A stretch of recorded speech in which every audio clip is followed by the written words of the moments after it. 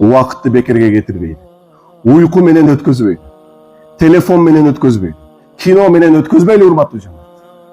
Куран окуйлу, зикир кылайлы, дуа кылайлы. Кече бир жерде отурсак, айтат, орозо сонун экен. Неге десе, мен жаман көп сөгүнөт элем, сөгүнбөй калдым. Орозо туткандан кийин сөгүнүш мүмкүн эмес да. Мен жаман ушак кылат элем, ушак кылыш да мүмкүн эмес, ооз ачылып калат. Ушак кылбай калдым азайды. Бирөө айтат, мен тамеки чегет элем дейт. Тамекини таштадым да 5-6 күн болуп калды дейт. Бирөө мен насыбай чегет элем дейт. Орозо көп нерсени таштап жакшы экен. Жаман адаттар калат экен дейт. Анан мен айтып, мындан да бир сонун жолу бар. Жаман адаттарды сенден калтыра турган бир сонун жолу бар. Магандай дейт. Бир дамла бар экен да туугандар. Бул тамаша бир сөз.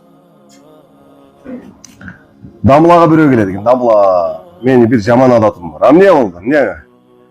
Мен тамеки чегем. Тажадым дейт экен. Күнүнө 2 пачка тамеки. Шуну ташташ керек, жардам бериң дейт.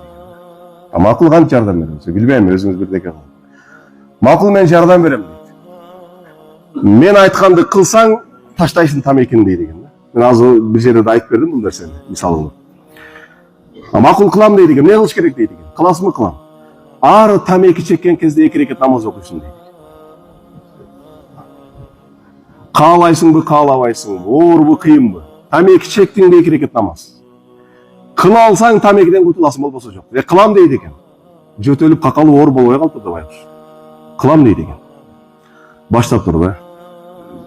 Эми бир күндө 2 пачка чеккендери бар, туурабы?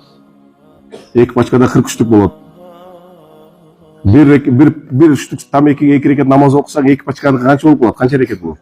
80 рекет болот. Биринчи күнү барып тур, ар тамеки чеккенде 2 рекет намаз окуп, 80 рекет намаз окуптур. Кыйналып кетип, экинчи күнү азайып тур тамеки, 60 рекет окуптур.